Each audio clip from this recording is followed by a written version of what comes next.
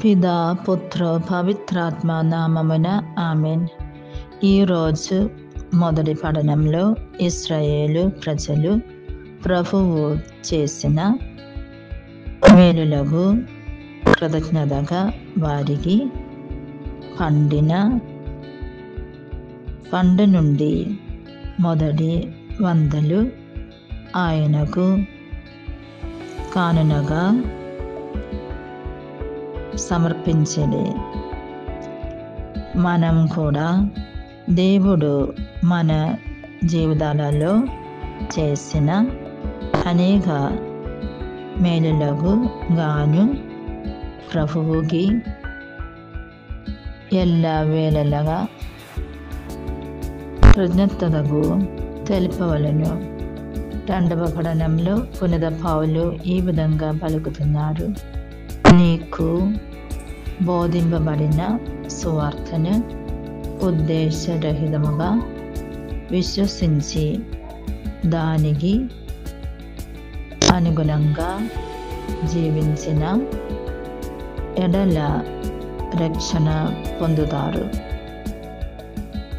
కనుక పవిత్ర గ్రంథమును రోజు చదువులు మననం చేస్తూ దానికి అనుగుణంగా జీవించడానికి ప్రయత్నించదము.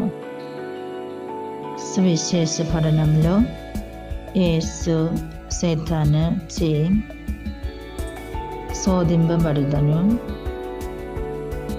చూస్తూ ఉన్నాము. సైతాను యేసుకా, నీవు దేవుని కుమారుడా వైనచో ఈ రాయిని రొట్టెగా మార్చుము అనను. అందుకు యేసు, మనుష్యుడు కేవలము రొట్టెవలని జీవంబడు అని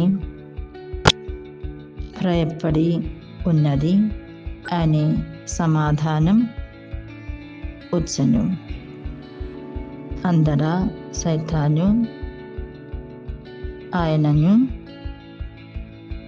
పైకి తీసుకొని పోయి ప్రపంచములోని రాజ్యములను అన్నిటినీ చూపి, నీవు నన్ను ఆరాధించనచో ఇది ఎందయు నీ సొంతమాకును అనను. అందుకు యేసు, నీ దేవుడైన ప్రభువును నీవు ఆరాధించి ఆయనను మాత్రమే సేవింపవలెను అని రాయబడి ఉన్నది అని పలికెను. పిమ్మట సైతాను యేసును దేవాలయ శిఖరమున నిలిపి, నీవు దేవుని కుమారుడా వైనచో ఇచ్చట నుండి కిందకి దూకుము. నిన్ను రక్షింప దేవుడు తన దూతలకు ఆజ్ఞాపించి ఉన్నాడు. నీవు రాళ్ళపైబడి గాయ పడకుండా నిన్ను వారు తమ చేతులతో ఎత్తి పట్టుకుందురు అనను. అందుకు యేసు, ప్రభువైన నీ దేవుని శోధింపరాదు అని చెప్పబడినది అనను. ఇట్లు సైతాను అనేక విధముల శోధించిన విధప ఆయనను బెడిచి వెళ్ళను.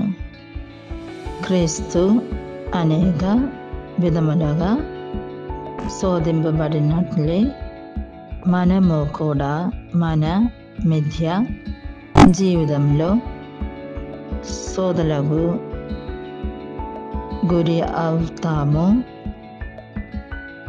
అలాంటి సమయంలో పవిత్ర వాక్కు సహాయంతో శోధనలను జయించుటకు ప్రయత్నించుదాము.